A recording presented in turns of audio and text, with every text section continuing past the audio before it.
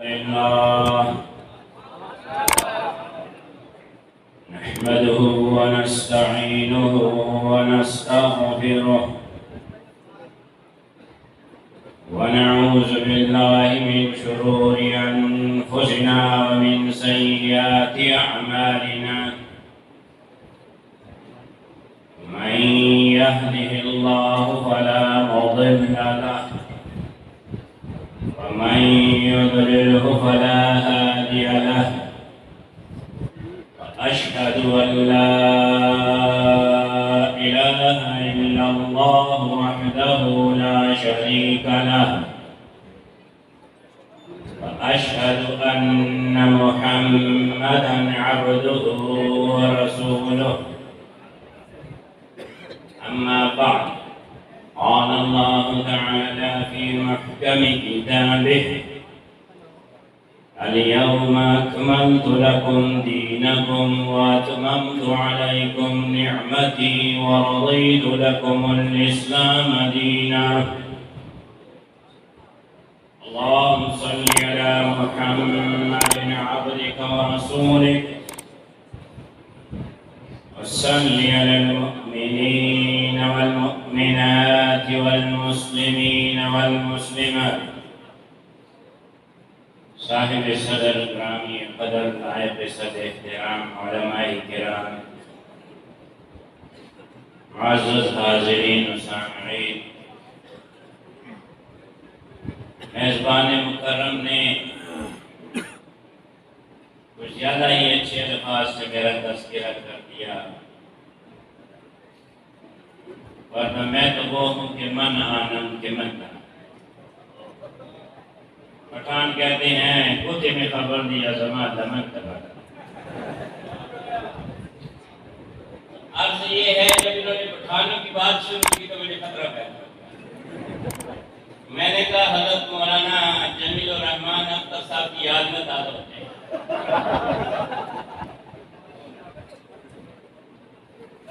مجھے تیسا نہ چاہیے لیکن اللہ نے خیر کر دیا۔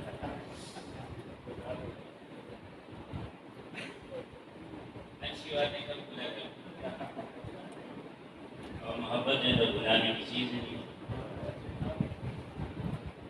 آپ کے سامنے میں نے قرآن مجید کی ایک آیت کریمہ پڑھی۔ رب کریم ارشاد فرماتے ہیں الیوم اکملت لکم دینکم واتممت علیکم نعمتی ورضیت لکم الاسلام دینا۔ آج کے دن میں نے تمہارے لیے تمہارے دین کو مکمل فرما دیا،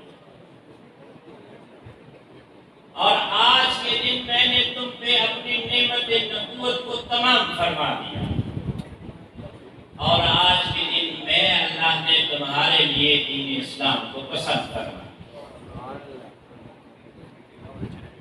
میں اس ہستی کی مسجد میں بیٹھا ہوں جنہیں دنیا امام الاولیاء اور امام التفسیر کے نام سے ہے۔ عجب اسلوب ہے قرآن مجید کا، ذرا رب کی محبت کی چاشنی دیکھیں۔ فرماتے ہیں الیوم اکملت لکم دینکم، آج کے دن میں نے تمہارے لیے تمہارے دین کو مکمل کر دیا۔ یہ بڑوں کی، یہ کرم والوں کی، یہ رحمت والوں کی عادت مبارکہ ہوتی ہے کہ جب کسی کو اپنے قرب کی نشاندہی کرتے ہیں، اپنی محبت کی نشاندہی کرتے ہیں، اپنی نسبت کی نشاندہی کرتے ہیں تو فرماتے ہیں تیرے لیے الیوم اکملت لکم دینکم، آج کے دن میں نے تمہارے لیے تمہارے دین کو مکمل فرما دیا۔ اس اسلوب سے یہ پتہ چلتا ہے کہ رب کو صرف محبوب صلی اللہ علیہ وسلم ہی سے محبت نہیں، رب کو ان کی امت سے بھی محبت ہے۔ اور کیوں کرنا ہو؟ میں اور آپ جو اس مسجد شریف میں موجود ہیں، ہم آئے نہیں ہیں، ہم لائے گئے ہیں۔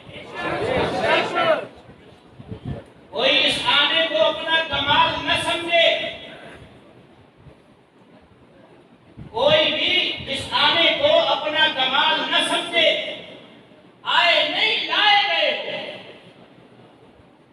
کون لایا ہے؟ وہ اللہ ہے۔ کیوں کر لایا؟ آقا کا فرمان ہے اور ہمارا ایمان ہے۔ ارشاد فرماتے ہیں کہ ساری امتوں میں سے تم میرے حصے میں آئے۔ کس کے حصے میں آئے؟ محبوب صلی اللہ علیہ وسلم کے حصے میں آئے۔ ذرا بتا دو نا، اپنی کوشش سے آئے ہو، اپنی جد و جہد سے آئے ہو، اپنی مرضی سے آئے ہو؟ نہیں بھائی، لائے گئے ہو۔ اس مجلس میں کوئی شخص ایسا نہ ہوگا کہ جو پہلے مسلمان نہیں تھا، بعد میں آقا صلی اللہ علیہ وسلم کا کلمہ اسے نصیب ہوا ہو۔ سب الحمدللہ وہ لوگ بیٹھے ہیں جہاں جہاں تک آواز پہنچ رہی ہے اور تصویر پہنچ رہی ہے، وہ ان لوگوں کے گھروں میں پیدا ہوئے جن کی زبانیں پہلے تر ہیں اس کلمے سے، اور جن کے دلوں پہ نقش ہے پہلے سے یہ کلمہ کہ لا الہ الا اللہ محمد رسول اللہ۔ کون لائے؟ یہ تو رب کی کرم نوازی ہے، یہ اس کی عطا ہے، یہ اس کا فضل ہے، ان گھروں میں پیدا کیا کہ جو پہلے سے نبی صلی اللہ علیہ وسلم کے غلام۔ دائیں کان میں اذان کہیں، دائیں کان میں اذان کہیں، بائیں کان میں اقامت و تکبیر کہیں۔ سن لے، تو نے تکبیر رب کا کام کرنا ہے۔ سن لے، تم نے محبوب صلی اللہ علیہ وسلم کے نام اور کام کو بلند کرنا ہے۔ تو محمدی ہے۔ آپ آئے نہیں، ہم آئے نہیں، لائے گئے، اس لیے کہ ہم آقا صلی اللہ علیہ وسلم کے حصے میں ہیں۔ اور جس کا حصہ ہوتا ہے وہی مالک و آقا ہوتا ہے، وہی مالک و آقا ہوتا ہے، وہی تصرف کا حق رکھتا ہے۔ اسی لیے فرماتے ہیں یہ کرو اور یہ نہ کرو۔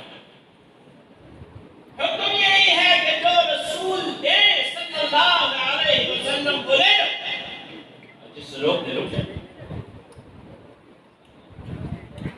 جن کی رضا میں اللہ کی رضا ہے، جن کی اتباع میں اللہ کی اتباع ہے۔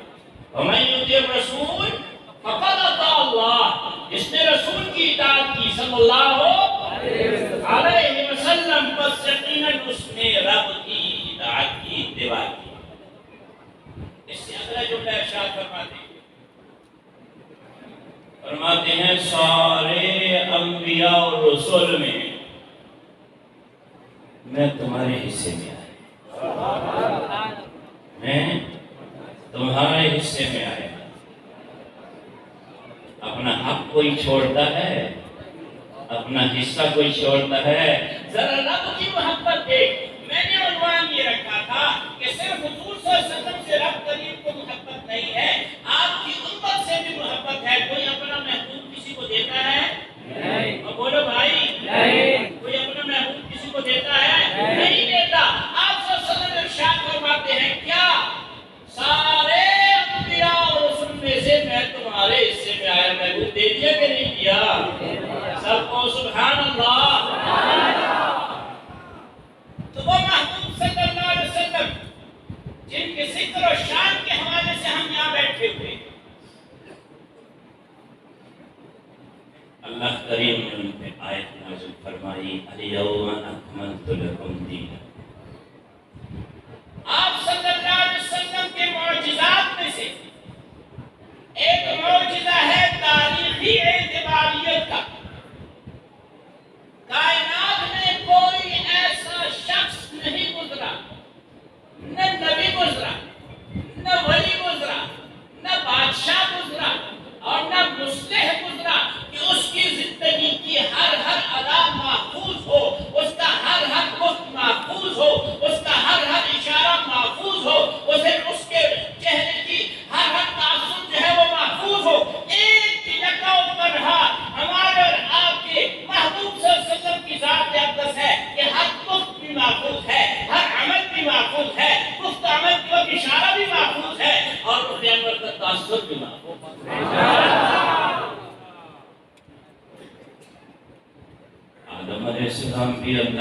جلیل القدر پیغمبر ہیں، نوح علیہ السلام بھی اللہ کے جلیل القدر پیغمبر ہیں، ابراہیم علیہ السلام بھی اللہ کے جلیل القدر پیغمبر ہیں، موسیٰ علیہ السلام اور عیسیٰ علیہ السلام بھی اللہ کے جلیل القدر انبیاء اور رسول ہیں۔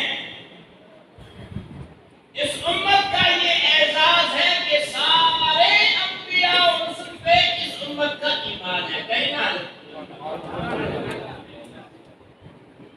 لیکن کسی نبی برحق اور کسی رسول برحق کا ہر گفت محفوظ نہیں، ہر عمل محفوظ نہیں، گفت عمل کو اشارہ محفوظ نہیں، رخ انور کا تاثر محفوظ نہیں۔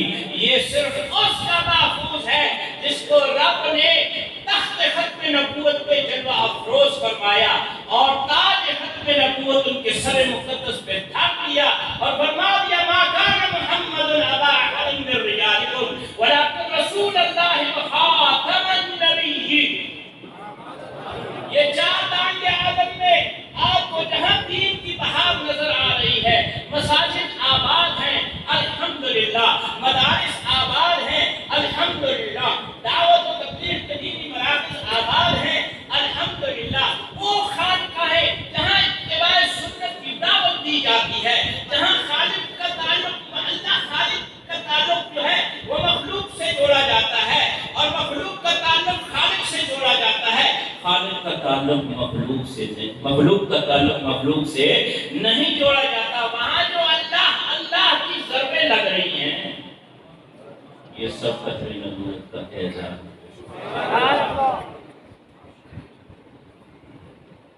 سب کے زمانے مختصر، سب کے زمانے مختصر، کسی کو ایک دور کے لیے بھیجا، کسی کو ایک قوم کے لیے بھیجا، کسی کو ایک خطے کے لیے بھیجا، پھر ان کو بھیجا جن کو سب کے لیے بھیجا۔ علامہ مناظر اشرف گیلانی رحمہ اللہ ارشاد فرماتے ہیں پہلے وہ تشریف لائے جو جانے کے لیے آئے، سب سے آخر میں وہ تشریف لائے جو نہ جانے کے لیے آئے۔ تو یہ دور محبوب صلی اللہ علیہ وسلم کا دور ہے، بلکہ میں تو یہ کہوں کہ ہر دور محبوب صلی اللہ علیہ وسلم کا دور ہے۔ وہ شاعر نے کیا خوب کہا، نبوت ہے ازل سے تا ابد میرے پیغمبر کی، کوئی بھی دور ہو ہر دور ان کا دور ہوتا ہے۔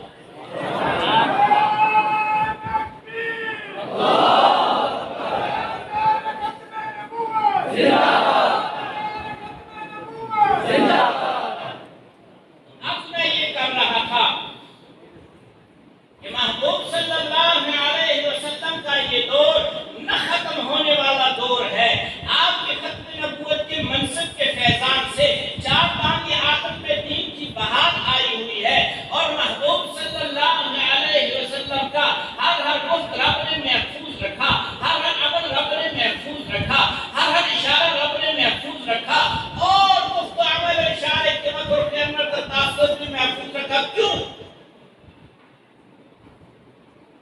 قرآن مجید تو دیا کہ یہ نظریہ حیات ہے، قرآن مجید تو دیا کہ یہ نظریہ حیات ہے۔ اب چونکہ امت محبوب بھی رب کی محبوب ہے تو سہولت پیدا فرما دی، قرآن مجید کا نمونہ بھی دے دیا۔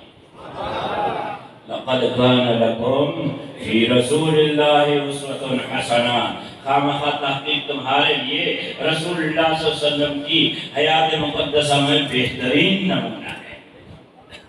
قرآن کے احکامات لو، قرآن کے احکامات لو اور اس طرح عمل کرو جس طرح محبوب صلی اللہ علیہ وسلم نے عمل کیا۔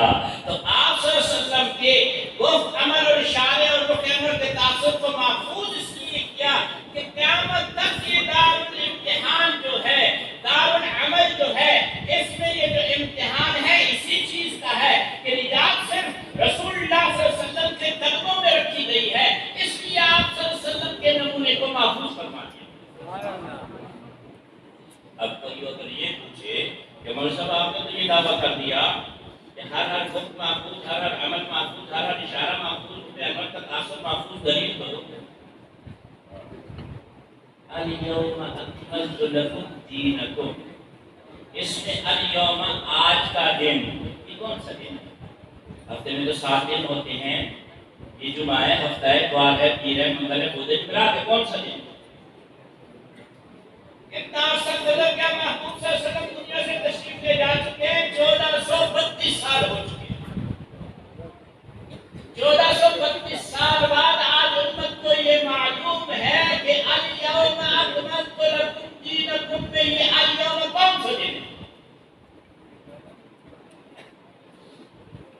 ایک یہودی آتا ہے ہمارے فاروق رضی اللہ تعالی عنہ کے دربار اور عرض کرتا ہے، امیر المومنین، آپ پہ ایک ایسی آیت نازل ہوئی قرآن مجید کی جو اگر ہم یہود پہ نازل ہوئی ہوتی ہم اس دن عید مناتے۔ آپ نے پوچھا کون سی آیت کی بات کرتے ہو؟ اس نے کہا الیوم اکملت لکم دینکم واتممت علیکم نعمتی ورضیت لکم الاسلام دینا۔ آپ نے فرمایا ہاں میں اس موقع پہ موجود تھا، یہ جمعہ کا دن تھا، یہ عرفہ کا دن تھا، یہ جمعہ کا دن تھا، یہ عرفہ کا دن تھا، اور جس وقت یہ نازل ہوئی محبوب صلی اللہ علیہ وسلم حالت قیام میں تھے۔ تو 1432 سال بعد معلوم ہوا کہ یہ آیت کس دن اتری؟ جمعہ کے دن اتری، عرفہ کے دن اتری، اور محبوب صلی اللہ علیہ وسلم اس وقت استادہ تھے، کھڑے تھے۔ علماء لکھتے ہیں کہ یہ کھڑے سے مراد وقوف عرفات ہے، کھڑے سے مراد وقوف عرفات ہے۔ تو آپ کو تو پتہ ہے نا کہ 9 تاریخ جو ہے وہ عرفہ کا دن ہوتا ہے۔ وہ کون سا مہینہ ہوتا ہے؟ 12واں مہینہ ہوتا ہے، ذو الحجہ کا مہینہ ہوتا ہے۔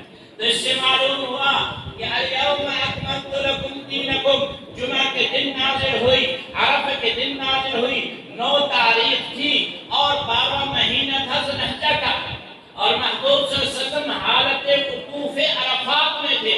یہاں سے یہ بھی پتہ لگا کہ وقوف عرفات کے دوران نازل ہوئی اور محبوب صلی اللہ علیہ وسلم میدان عرفات میں موجود تھے۔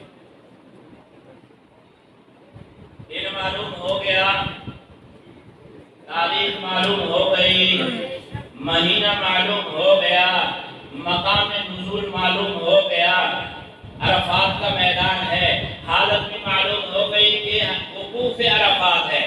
آگے چلیں، وہ سال کون سا ہے؟ سال کون سا ہے؟ علماء تشریف فرمائے 9 سن ہجرت کو جو ہے حج فرض ہوا۔ کون سی ہجری کو؟ 9 کو، اور 9 کو محبوب صلی اللہ علیہ وسلم نے خود حج نہیں فرمایا۔ جناب ابوبکر صدیق رضی اللہ تعالی عنہ وہ 300 صحابہ کرام اور صحابیات کا امیر حج بنا کے بھیجا مدینہ منورہ سے مکہ مکرمہ، اور پہلا حج فرضی جو ہے وہ جناب ابوبکر صدیق رضی اللہ تعالی عنہ کی عمارت میں۔ یہ 9 سال ہے، پیچھے کتنے سال رہ گئے؟ 2۔ محبوب صلی اللہ علیہ وسلم نے اس جان سے، جہان فانی سے تشریف کب لے گئے؟ 11 کو۔ کب لے گئے؟ 11 ہجری کو، اور وہ مہینہ کون سا تھا؟ ربیع الاول کا تھا۔ ہمارے وہاں پٹھان اس مہینے کو 12 وفات کہتے ہیں۔ کیا کہتے ہیں؟ 12 وفات۔ مطلب یہ ہے کہ 12 تاریخ کو محبوب صلی اللہ علیہ وسلم کی وفات مبارک ہوئی تھی، تو وہ مہینہ کون سا مہینہ کہلاتا ہے؟ 12 وفات۔ تو محبوب صلی اللہ علیہ وسلم ربیع الاول کے مہینے میں 12 تاریخ کو موت کا ذائقہ اپنی شان کے مطابق تخت میں تشریف لے، اپنی شان کے مطابق۔ اب آئے، سب نے مرنا ہے اور سب کے بڑے اس دنیا سے رخصت ہو گئے ہیں۔ اللہ سب کو بڑی کے رحمت فرمائے کہ آپ کسی کے بڑے سے، چاہے وہ استاد ہو، چاہے وہ بزرگ ہو، چاہے وہ مرشد ہو، چاہے وہ محدث ہو، چاہے وہ مفتی اعظم ہو، کسی سے ملک الموت نے پوچھا کہ آپ کی کی اجازت ہے؟ کسی نے پوچھا اور نہیں پوچھا، وہ تو ایک بار ہی آتا ہے اور اللہ کا حکم نافذ کر کے چلا جاتا ہے۔ ہاں یہاں دیکھو یہ کون سا مہینہ ہے؟ تیسرا ہے، ربیع الاول ہے، یہ 12 تاریخ ہے، یہ پیر کا دن ہے، یہ حجرہ اما عائشہ رضی اللہ تعالی عنہا کا ہے، وہ جس کی آج کل نشانی وہ سبز گنبد ہے، وہ ہرا گنبد جو ہماری آنکھوں کا نور اور دل کا سرور ہے، جس کے سائے تلے آج بھی محبوب صلی اللہ علیہ وسلم جناب شیخین رضی اللہ تعالی عنہما کے ساتھ جنت میں آرام فرماتے ہیں۔ جبریل امی آتے ہیں، عرض کرتے ہیں اے اللہ کے رسول صلی اللہ علیہ وسلم، ملک الموت حجر مبارک کے دروازے کے باہر کھڑا ہے، اجازت کا منتظر ہے۔ رب کریم نے حکم دے رکھا ہے اجازت ملے تو اندر جانا، اجازت نہ ملے تو یہیں سے واپس آ جانا۔ اپنی شان کے مطابق چکھا، اپنی شان کے مطابق چکھا۔ محبوب صلی اللہ علیہ وسلم نے اجازت دی، وہ اندر آتے ہیں، اندر آ کے سلام درج کرتے ہیں، ایک سوال کرتے ہیں کہ رب کریم نے ارشاد فرمایا ہے، وہ پوچھتے ہیں کہ محبوب صلی اللہ علیہ وسلم سے پوچھو آپ اور رہنا پسند کریں گے، آپ اور رہنا پسند کریں گے یا سفر کرنا پسند کریں گے؟ اب یہ امت کون سی امت ہے؟ مشورے والی۔ اللہ نے حکم فرمایا ہے اور ان سے مشورہ کرو۔ آپ صلی اللہ علیہ وسلم مشورہ فرماتے ہیں کس سے؟ جبریل امین سے، نوریوں کے سردار سے۔ تو مشورہ کبھی کبھی الفاظ سے نہیں ہوتا، اشاروں سے بھی ہوتا۔ یہ سنت ہے ملک الموت کا کہنا کہ رب کریم ارشاد فرماتے ہیں آپ مزید یہاں رہنا چاہتے ہیں یا پوچھ کرنا چاہتے ہیں؟ آپ صلی اللہ علیہ وسلم نے بلا تشریح جبریل امین کی طرف دیکھا، وہ سمجھ گئے آپ کیا کہنا چاہتے ہیں۔ عرض کی اے اللہ کے رسول صلی اللہ علیہ وسلم، رب کریم آپ سے ملاقات کے بہت شائع، تبھی اجازت ملی، تبھی اجازت ملی۔ تو 1432 سال ہو گئے، آپ صلی اللہ علیہ وسلم نے موت کا ذائقہ اپنی شان کے مطابق چکھا۔ تو وہ تیسرا مہینہ تھا، اور عرفہ کے دن کون سے مہینے میں آتا ہے؟ 12ویں مہینے میں۔ تو 11ویں سال کو بیچ میں سے نکال دو، پیچھے ایک ہی سال بچتا ہے، وہ 10واں ہجری کا سال ہے۔ کون سا سال ہے؟ 10واں سال ہے، جب اشہر حج داخل ہوئے، یعنی شوال المکرم کا مہینہ داخل ہوا۔ آپ صلی اللہ علیہ وسلم نے ارشاد فرمایا سارے جزیرہ نما عرب میں یہ اعلان کر دیا جائے کہ جس جس نے میرے سنگ حج کرنا ہے مدینہ طیبہ تشریف لے جائے۔ کس کے سنگ؟ آقا صلی اللہ علیہ وسلم کے سنگ۔ کس کے سنگ؟ محبوب صلی اللہ علیہ وسلم کے سنگ۔ جس نے حج کرنا ہے تشریف لے آئے۔ آپ کو پتا ہے جب محبوب صلی اللہ علیہ وسلم اس جہان فانی سے تشریف لے گئے، 10 لاکھ مربع میل زمین جو ہے آپ صلی اللہ علیہ وسلم کے نبوت والے قدموں پہ نیچے تھی۔ پھر چشم فلک میں نظارہ دیکھا، مدینہ طیبہ میں بھی صحابہ کرام اور صحابیات انہوں نے آئی، اور شارع ہجرت جو ہے وہ مکہ مکرمہ کے میقات تک جو ہے وہ بھر گیا، کافلے آتے گئے، رکتے گئے، محبوب صلی اللہ علیہ وسلم سے ملتے چلے گئے۔ ایک بات کر کے آگے چلتا، آپ صلی اللہ علیہ وسلم نے ذوالحلیفہ سے حج کا احرام باندھا۔ آج بھی امت مدینہ طیبہ سے جو بات کی ہے وہیں سے احرام باندھا۔ آپ صلی اللہ علیہ وسلم نے سواری کے اوپر جب اپنا قدم مبارک رکھا تو آپ نے فرمایا لبیک اللہم لبیک، لبیک لا شریک لک لبیک، ان الحمد والنعمت لک والملک لا شریک لک۔ حمد یہ کرانا آپ نے کہا امت آج بھی یہی ہے۔ پھر آپ نے ایک اور اعلان فرمایا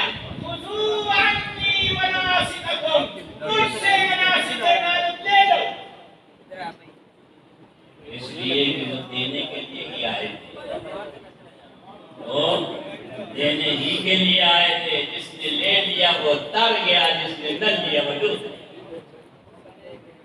اور ہم اس پرفکر دور میں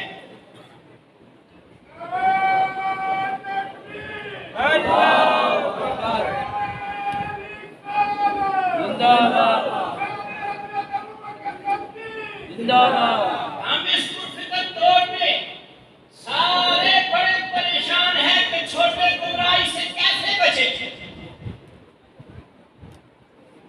چھوٹے گمراہی سے کیسے بچے۔ تو محبوب صلی اللہ علیہ وسلم نے گمراہی سے بچنے کا کلیہ بتا رکھا ہے، فارمولہ بتا رکھا ہے۔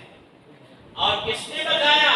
اس ذات اقدس نے بتایا کہ جس کے بتائے ہوئے کے متعلق اللہ کریم ارشاد فرماتے ہیں وَمَا يَنطِقُ عَنِ الْهَوَىٰ إِنْ هُوَ إِلَّا وَحْيٌ يُوحَىٰ، کہ محبوب صلی اللہ علیہ وسلم اپنے نفس سے کچھ نہیں فرماتے مگر وہی فرماتے ہیں جو اللہ کی جانب سے وحی ہوتی ہے۔ تو کیا فرمایا؟ گمراہی سے کیسے بچو گے؟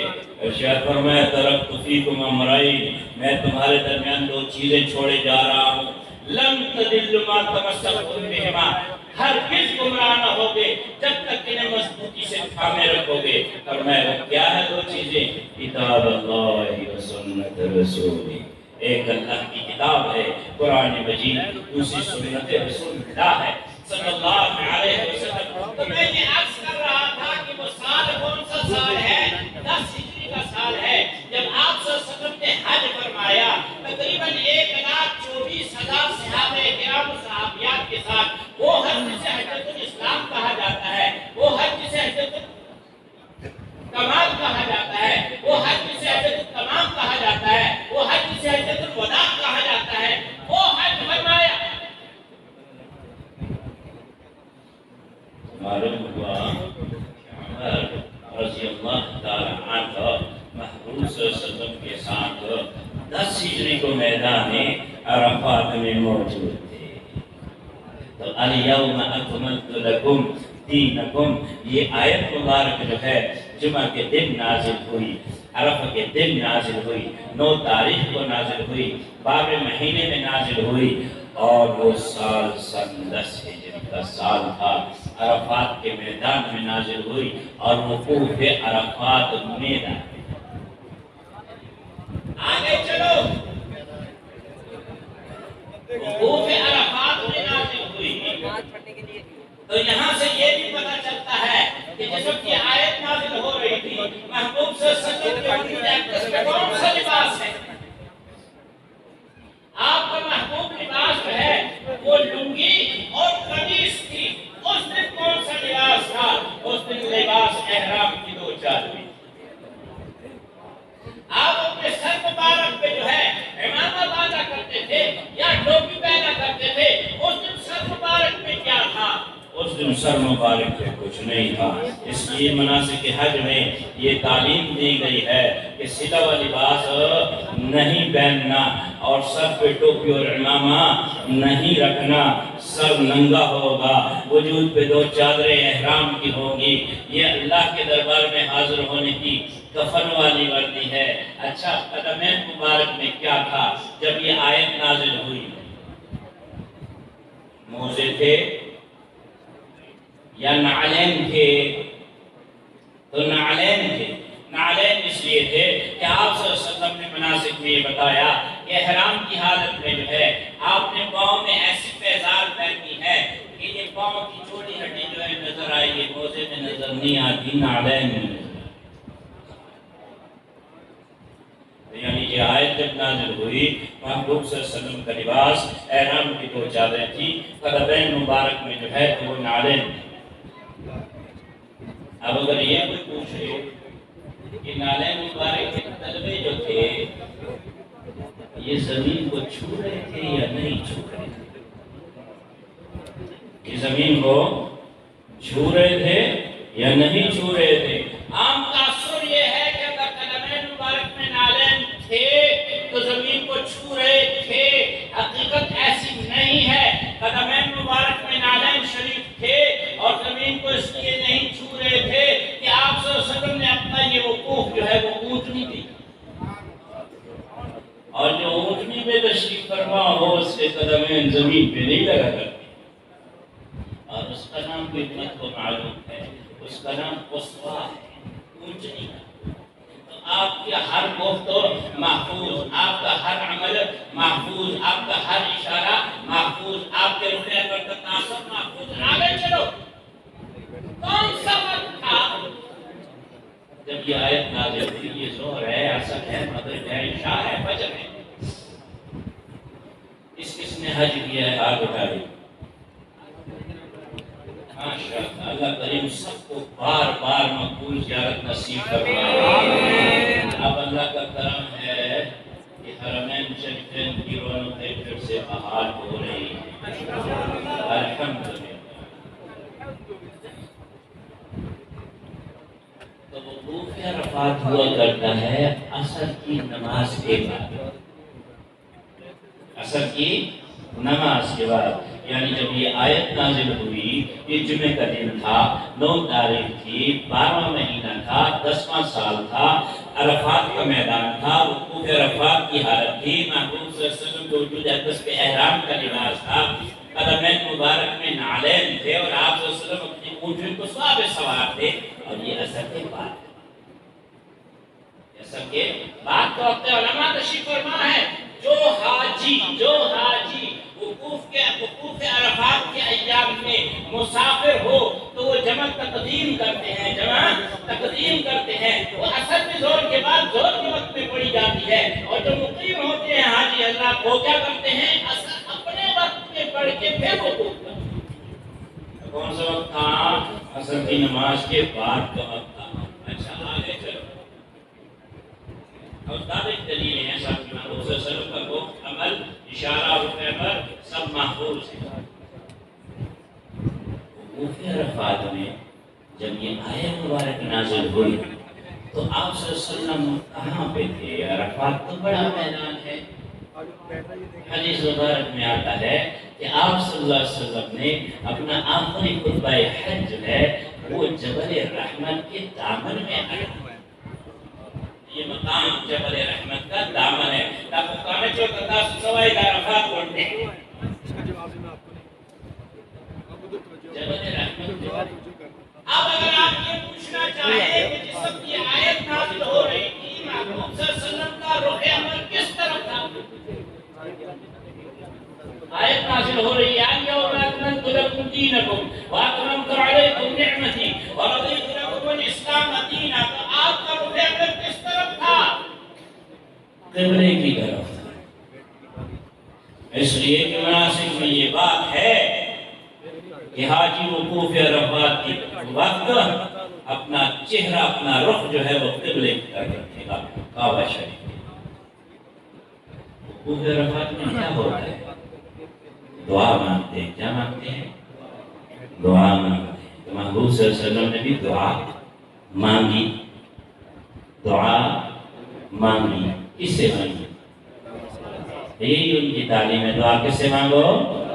اللہ ہی سے مانگو۔ کس سے مانگو؟ اللہ ہی سے مانگو۔ اب جب دعا مانگی جاتی ہے تو 2 طریقوں سے مانگی جاتی ہے، یا ہاتھ اٹھائے جاتے ہیں یا نہیں اٹھائے جاتے۔ بولو محبوب صلی اللہ علیہ وسلم نے وقوف عرفات میں ہاتھ مبارک دستے میں خود اٹھائے یا نہ اٹھائے؟ اٹھائے۔ اب جب اٹھائے تو پھر 3 طرح سے اٹھائے جاتے ہیں دعا کے لیے، ہاتھ یا سینے کے برابر، یا چہرے کے سامنے، یا سر سے اوپر۔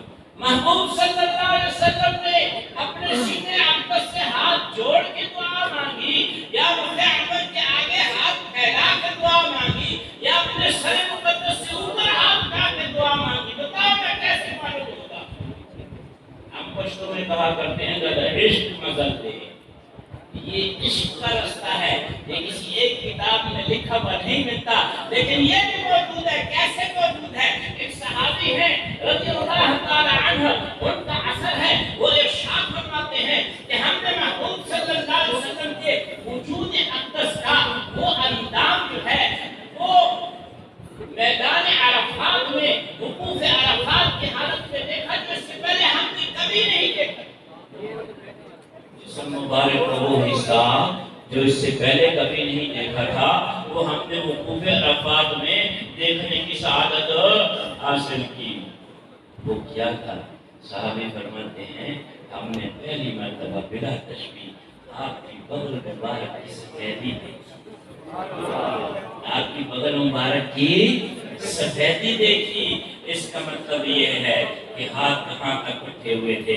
اگر ہاتھ سینے مبارک سے جڑے ہوئے تھے بلا تشبیہ تو بغل کی سفیدی نظر نہیں آتی۔ اگر رخ انور کے سامنے تھے بغل کی سفیدی نظر نہیں آتی۔ لا محالہ آپ کے دستائے نبوت آپ کے سر مقدس سے اونچے اٹھے ہوئے تھے، تبھی صحابہ کرام نے بلا تشبیہ آپ کی بغل مبارک کی سفیدی دیکھی۔ آگے بڑھو، یہ موسم گرمی کا تھا یا سردی کا تھا؟ گرمی کا تھا۔ یہ آیت لیلی ہے کہ نہاری ہے؟ یہ آیت نہاری ہے۔ کوئی ایسی چیز نہیں ہے جو چھپی ہوئی ہو۔ محبوب صلی اللہ علیہ وسلم کی ہر ادا رب نے محفوظ فرمائی، وہ بھی محفوظ فرمائی جن کے متعلق پوچھا جائے گا، وہ بھی محفوظ فرمائی جن کے متعلق نہیں پوچھا جائے گا۔ ہاں ہم میں سے کئی کے والدین جو ہیں وہ رخصت ہو چکے ہیں، کئی کو اللہ نے یہ توفیق دی ہوگی، انہوں نے اپنے چہروں کو سنت داڑھی سے سجایا ہوگا، کئی کی داڑھیاں سفید بھی ہوئی ہوں گی۔ کسی بچے سے پوچھو، کسی فرما بردار اور خدمت گزار بچے سے پوچھو، تمہیں یاد ہے تمہارے والد کی داڑھی میں کتنے بار سفید تھے؟ کسی کو نہیں یاد ہے، لیکن 1432 سال بعد امت کو یہ یاد ہے کہ محبوب صلی اللہ علیہ وسلم اس دنیا سے جب تشریف لے گئے، آپ کی داڑھی مبارک میں ریش انور میں 15 یا 17 بال جو ہیں تو سفید تھے۔ دو روایتیں ہیں، ایک 15 کی ایک 17 کی۔ حضرات محدثین فرماتے ہیں اس میں کوئی تناقض نہیں ہے، کوئی ٹکراؤ نہیں ہے۔ جس نے پہلے دیکھا اس نے 15 گنے، جس نے بعد میں دیکھا اس نے 17۔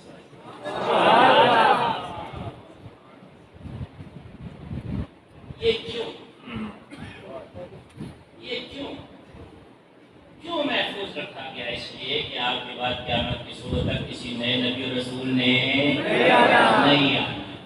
آپ اس میں کیا کرنا ہے بھائی؟ ہمارے الیوم اکملت لکم دینکم، آج کے دن میں نے تمہارے لیے تمہارے دین کو مکمل فرما دیا۔ جب دین مکمل ہو گیا تو پھر کسی نبی اور رسول کے آنے کی ضرورت نہیں بچی۔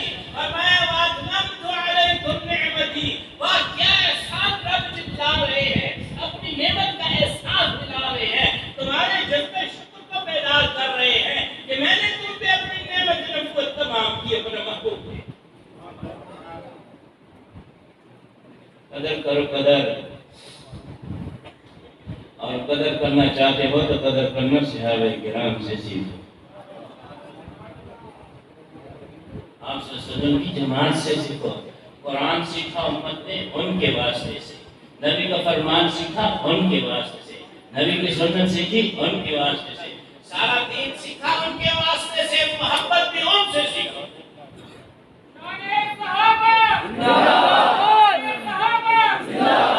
کہ جب نبی کی محبت علیہ السلام اور دوسری محبت کا ٹکراؤ پیدا ہو تو پھر کس محبت فوقیت دے گی؟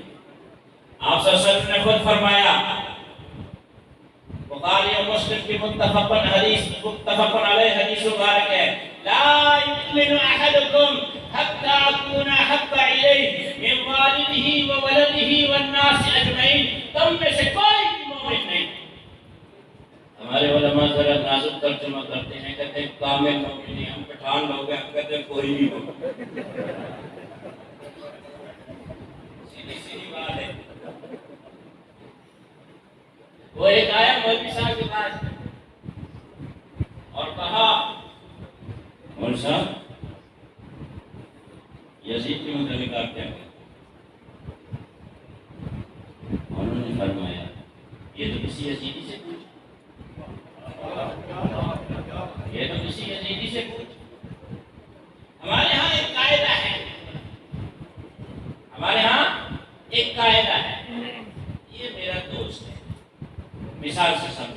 میرا دوست ہے.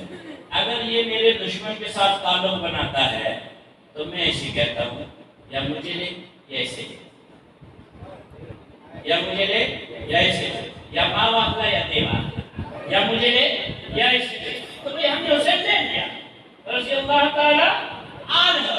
ہم سیدھی سیدھی بات کرتے ہیں. آپ صلی اللہ علیہ وسلم ارشاد فرماتے ہیں لا یؤمن احدکم, تم میں سے کوئی بھی مومن نہیں اس وقت تک کہ جب تک میں اسے عزیز تب نہ ہو جاؤں, میں اس سے محبوب تب نہ ہو جاؤں اپنے باپ سے, اپنی اولاد سے, تمام جہان کے انسانوں سے, آسیق صحابہ سے. یہ کون ہے؟ یہ ام حبیبہ ہیں رضی اللہ تعالی عنہ. ان کا اپنا نام کیا ہے؟ ان کا اپنا نام رملہ ہے. یہ کس کی بیٹی ہیں؟ یہ ابو سفیان کی بیٹی ہیں. یہ کس کی بیٹی بہن ہیں؟ یہ خاتم المؤمنین سیدنا علی معاویہ رضی اللہ تعالی عنہ کی بہن ہے. ہاں ہاں, ان کے گھر باپ آتا ہے ابھی ایمان نہیں لایا. اس وقت کا واقعہ ہے صلح حدیبیہ ہو چکی تھی. اس کے بعد قریش نے اس معاہدے کو توڑا, خلاف ورزی کی اس معاہدے کی تجدید کرنے کے لیے. ابو سفیان جو ہے وہ آتا ہے مدینہ طیبہ چھپتے چھپاتے. اس کو اگر کوئی پناہ والی جگہ ملتی ہے تو محبوب صلی اللہ علیہ وسلم کا گھر, اس کو اگر پناہ والی جگہ ملتی ہے تو محبوب صلی اللہ علیہ وسلم کا گھر ملتا ہے.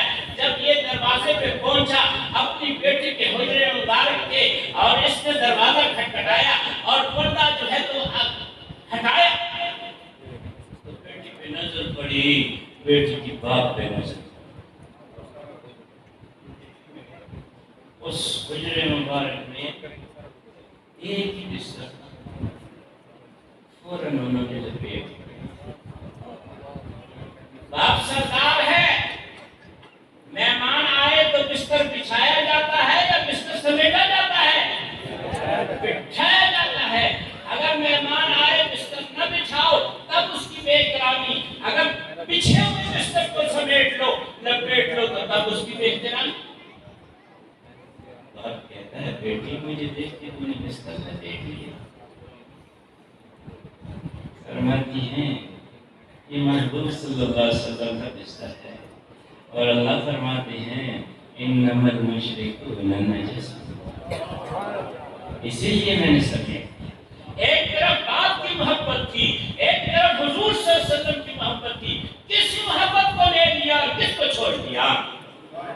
لا يؤمن احدكم حتى اكون احب اليه من والده. تو یہاں پہ چھوڑ دی نا باپ کی محبت پہ, محبوب صلی اللہ علیہ وسلم کی محبت کو ترجیح دی. ہاں ہاں, بیٹے کی محبت پہ حضور صلی اللہ علیہ وسلم کی محبت کو فوقیت دینا. جب باپ کی بیٹے کی محبت اور حضور صلی اللہ علیہ وسلم کی محبت آمنے سامنے آ جائے, کون سی لو گے؟ آؤ سیکھو کس سے؟ خلیفۃ رسول اللہ بلا فضل جناب ابوبکر صدیق رضی اللہ تعالی عنہ سے سیکھو. ان کا بیٹا ہے عبد الرحمن, اس وقت وہ ایمان نہیں لایا تھا. بدر میں وہ رسول اللہ صلی اللہ علیہ وسلم کے خلاف تلوار لے کے نکل کے آیا.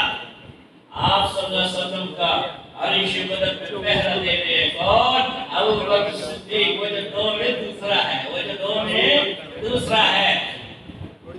سب چھپر کے نیچے بھی دو میں سے دوسرا ہے, غار میں بھی دو میں سے دوسرا ہے, مزار میں بھی دو میں سے دوسرا ہے, اور یوم البعث والنشور بھی دوسرا ہے. یوم البعث والنشور بھی دوسرا ہے. کیسے دوسرا ہے؟ آپ صلی اللہ علیہ وسلم نے ارشاد فرمایا یوم البعث والنشور کو سب سے پہلے میں اپنے قبر مبارک سے باہر تشریف لاؤں گا, پھر ابو بکر, پھر عمر.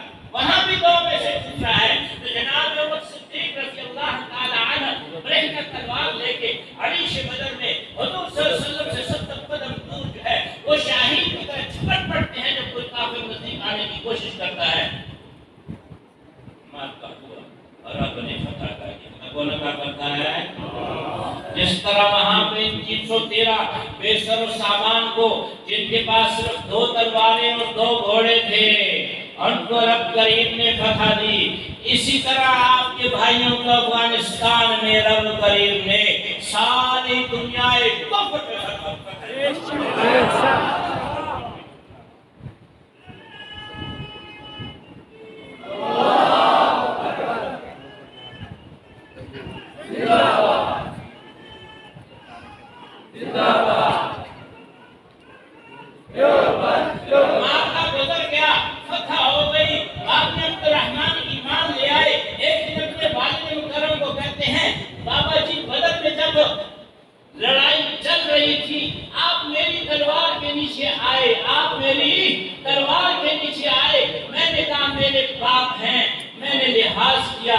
اپنی تلوار کو روک لیا.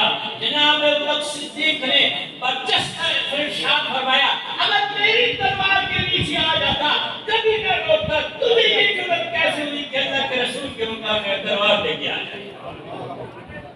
لا يؤمن احدكم حتى اكون احب اليه من والده وولده. یہاں ولده کا جو ہے تو محبت کرنے کا طریقہ اور سلیقہ سکھایا گیا. آج کل لوگوں کو اپنی اہلیہ سے بڑی محبت ہوتی ہے. والدین کی شادی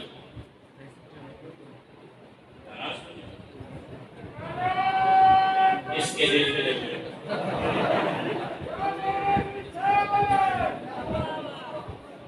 اہلیہ سے محبت کرنا یہ محبوب صلی اللہ علیہ وسلم کی سنت ہے. لیکن سنت کے دائرے میں